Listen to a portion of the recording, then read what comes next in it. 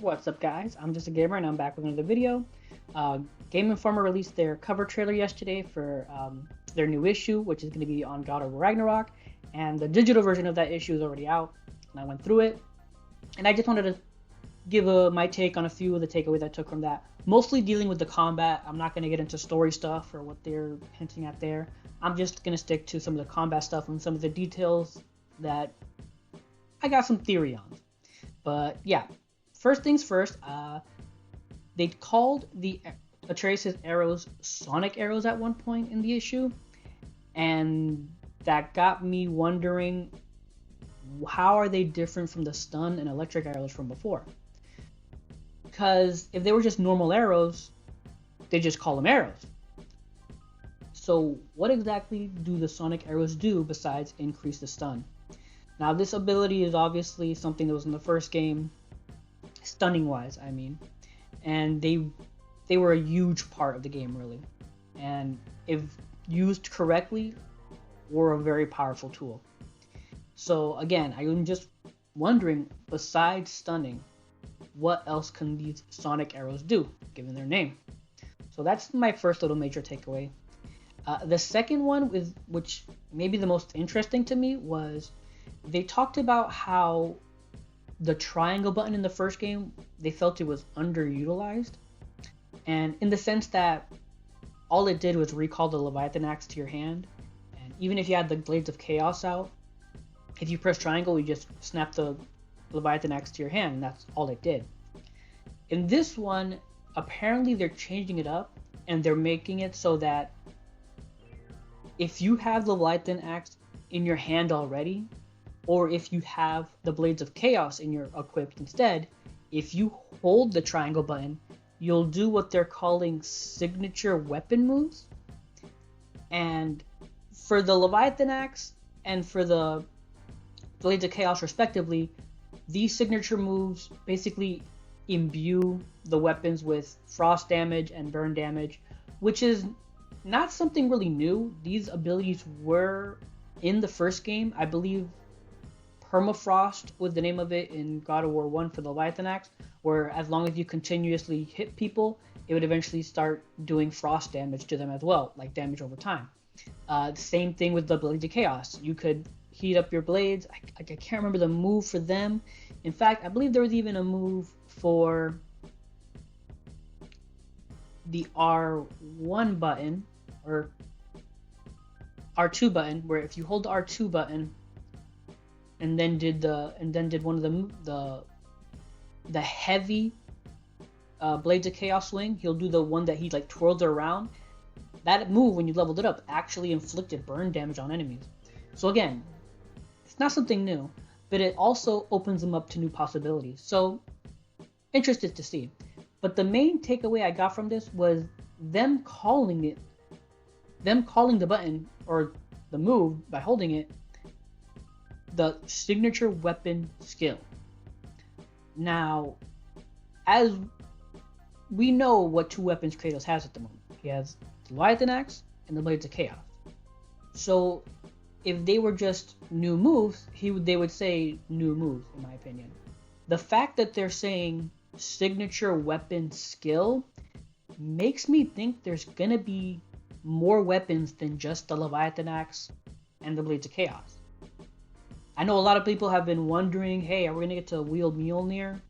And personally, I wouldn't really want it, care for it. I think the Leviathan axe is way better, cooler. That's just me. Sorry for people who love Thor and who love Mjolnir, but that's me. But it does seem like it's opening up the possibility that maybe we will get to wield that weapon. And maybe through the main menu, we swap out the Leviathan axe for Mjolnir, and maybe there's going to be a different weapon to replace the Blades of Chaos. Well, maybe not replace, but substitute, say like that. Because again, the Blades of Chaos and Leviathan axe, they served more than just they did more than just use moves for combat. Like, you use them in the environment as well. For the Leviathan axe, for the Leviathan axe, you had to freeze gears when you were moving things around or like trying to pull on doors and stuff like that. for the Blades of Chaos, it was to like take away the brambles and burn away the things impeding you on your path. So it makes me wonder, and it's interesting me like, what other tools are we gonna need for us to get through the game, and maybe at the same time use those tools instead of the Leviathan Axe and Blades of Chaos. Again, I could be completely and utterly wrong, but I just find it weird that they specifically call it signature weapon skill instead of just calling them a new move for each respective weapon. That's just little tidbit. And then the last thing they talked about, or not the last thing they talked about, but the last thing that piqued my interest was their shield is going to be more important this time around. In the last game, we only really had the one shield, and you could change the look of it, or honestly the coloration of it, but it was cosmetic. It really didn't do anything. This time around, they're going to be multiple shields, and they're going to have different abilities. The two they talked about were, I believe, the original shield in the game, which I cannot remember the name of, forgive me, and the fact that it can parry. That's what it does. But then they talked about a second shield, which I believe they were calling the Stonewall, and that shield cannot parry. Its purpose is to absorb hits, and once it absorbs enough hits, it can actually unleash all that kinetic energy in one big move. And in fact, if I'm not mistaken, I believe there is a scene here showing that. Yeah, right here. We can see right here that, well, I'm blocking it a bit, excuse me. We can see here, I believe this is the same attack we actually saw in the original, or the reveal trailer they showed a while back, where Kratos slams this shield on the ground and it launches all the enemies up. I believe this is the Stonewall Shield. And they spoke about how a bunch of different shields will do and have different abilities.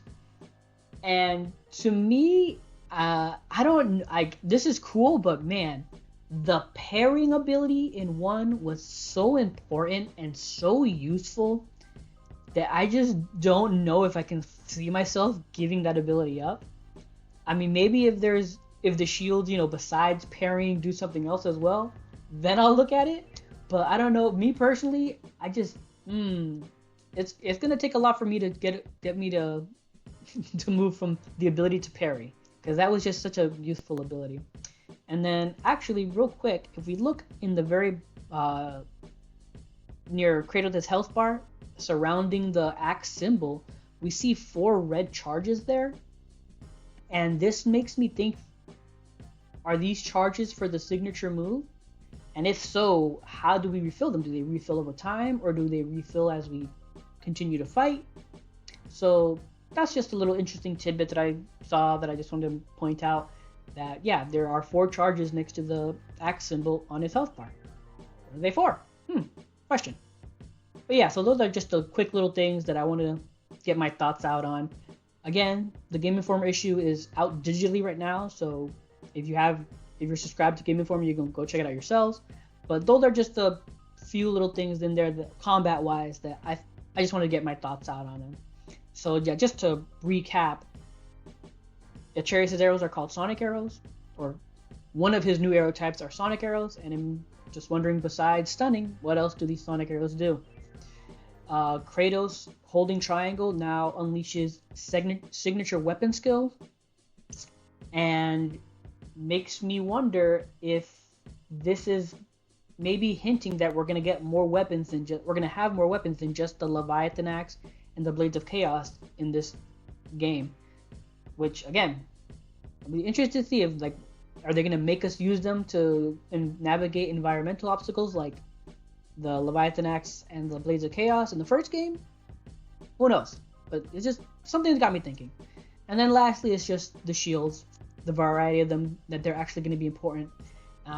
All in all, this is all to say that the combat in God of War Ragnarok seems to be way more in-depth, and I guess in a way customizable, so you can, my Kratos will not play like your Kratos. And it's going to have a lot more variety. It's going to let people play they want to. And that's really cool. I'm really digging that. But yeah, those are my thoughts. I just wanted to get them out real quick. If you enjoyed this video, please leave a like or comment down below. I'd appreciate any and all feedback, follow, subscribe, all that good stuff. And until next time, take care and have a good game.